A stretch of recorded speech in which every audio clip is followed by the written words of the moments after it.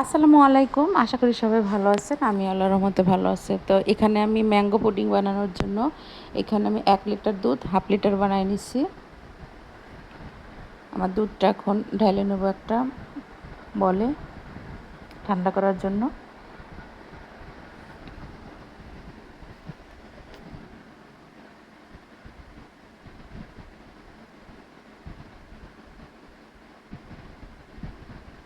আমি যে পাত্রে রান্না করব সেই পাত্রে আবার ঢেলে নিচ্ছি। দুধটা আমার ঠান্ডা হয়ে গেছে।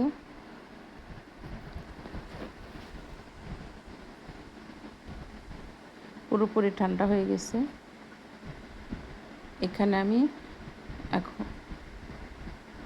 আগে থেকে আমটা করে রাখছি, ব্লেন্ড করে রাখছি। 2 কাপ আম এখানে দিয়ে দিচ্ছি।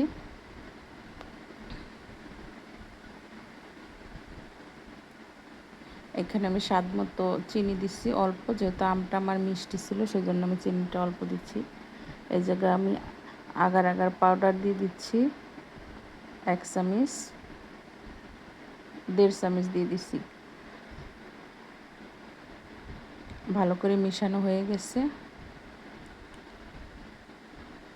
এটাকে চুলায় বসায় দিচ্ছি। একটু পরেই চুলায় দিয়ে দেবো ভালো করে মিশায়ে।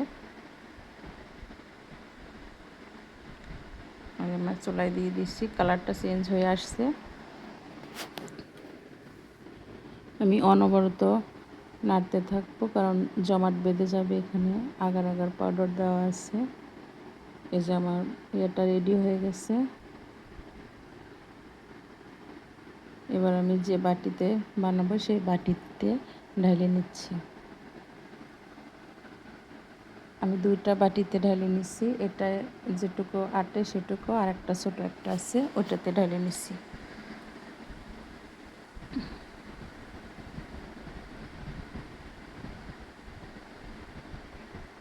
আর আমার এই ভিডিওটা যদি ভালো লেগে থাকে প্লিজ আমার চ্যানেলটাকে সাবস্ক্রাইব করে দেবেন, পাশে থাকবেন, লাইক কমেন্ট শেয়ার করবেন।